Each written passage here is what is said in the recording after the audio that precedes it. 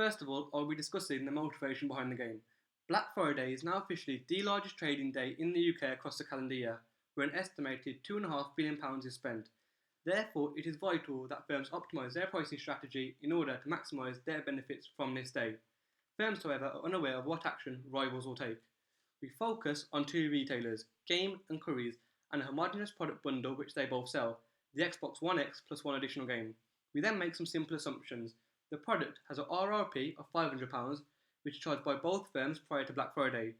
We assume that there is a set consumer base of 100 customers who are undecided between which retailers purchase from, and these consumers will purchase from the cheapest retailer. Each firm has the option to retain their price of £500 or cut it by 10%. If both firms charge the same price, demand will be equally split. We will focus on the outcomes realised from pure strategy, Nash equilibria, and dominant strategies. We translate all the potential outcomes into a normal form game, where the payoffs are listed in order of Game and then Currys. If both firms decide to cut their price, they sell the item for £450 to 50 consumers each, generating a revenue of £22,500 each. If one firm, however, cuts their price, whilst their rival does not, that firm will capture the entire market and sell to 100 consumers for £450 each, generating £45,000, whilst the rival is left with nothing. Finally, if both firms decide to retain their price of £500, they will each sell to 50 consumers and earn £25,000. We first look to solve the game through strictly dominant actions. A player's strictly dominant action is any action for which the payoffs are better than that of all other actions, regardless of what the rival player does. Game has a strictly dominant action to cut their price. This is because the payoff of £22,500 is greater than zero if Currys cut their price, and their payoff of £45,000 is greater than £25,000 if Currys do not cut their price. As we have a symmetric game, the strictly dominant action for Currys will be exactly the same, to cut their price by 10%, for the exact same reasons as stated for Game, and this is proven on the slide below. Therefore, the solution via dominance will be for each firm to cut their price and receive a payoff of £22,500. A rational player will always play his strictly dominant action. We can also discuss the concept of Nash equilibria.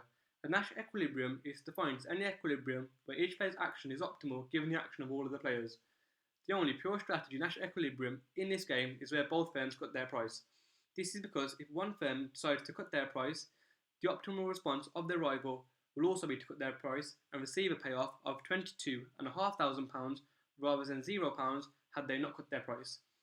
There is no other Nash equilibrium for this game, as in any other outcome, at least one player can improve their individual payoff by cutting their price, as they will capture more of the market. On Black Friday, we actually saw both firms play their dominant actions and end up at the Nash equilibrium as the game had predicted. Evidence shown below illustrates companies did end up cutting their price, and coincidentally, both firms charged £449.99. This game is an example of the prisoner's dilemma, whereby individuals acting rationally and only in self-interest end up at a suboptimal outcome. Linked to this, we can discuss the possibility of coordination between firms. A Pareto superior outcome is any outcome where at least one player is better off without making the other player worse off. In this game, payoffs for both players had they not cut their prices are greater than the payoffs for the Nash equilibrium by £2,500 for each firm. Therefore, if firms were able to coordinate their actions, they could all be better off. However, due to the illegal nature of formal collusions in markets, firms cannot form contractual agreements to retain their high prices, and therefore, as this outcome is not a Nash equilibrium, if any firm decided to keep their price fixed, the rival firm could easily cut their price and capture the entire market.